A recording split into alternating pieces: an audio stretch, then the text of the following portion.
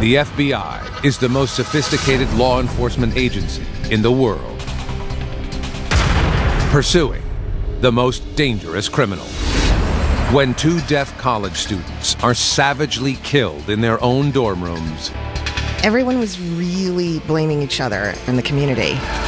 the Bureau mobilizes. The killer had great access to both of these dorm rooms and carried out these crimes unnoticed. Who has access to both of these students? I mean, who has a motive to do this sort of thing? Everybody was thinking, we've got a serial killer loose here. FBI. Criminal Pursuit.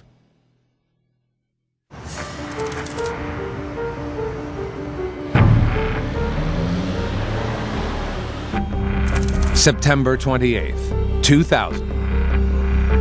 It's a quiet day on the campus of Gallaudet University, the Harvard of higher education for the deaf.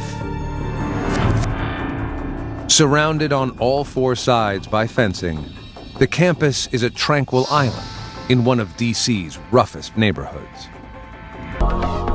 He told me that he was supposed to meet up with Eric Plunkett for a tutoring session. So I told him, why don't we wait a few minutes and see, maybe he'll show up a little bit later. But he was really persistent. He wanted me to check his room. And the other thing about him, he said that Eric Plunkett's room had smelled funny. The rule is that I was supposed to have a second person there for witnessing purposes. And also, that would have to be a male.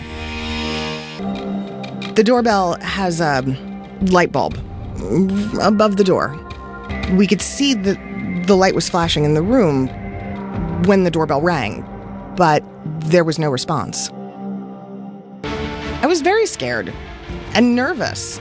I felt to the point that I just wasn't safe anymore.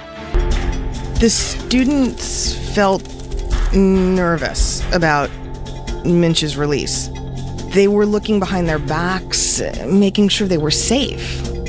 And they complained to the president of the university. And the president had told them, that he won't be coming back to school until the investigation's over and that he was suspended. Everyone felt that we were back for the second semester and that it would be a pretty good semester. And I saw the other RA who recently checked the fourth floor. His facial expression was really in shock. He looked down to talk to my supervisor, and they said, "There's another one." And I thought, what are you talking about, another one?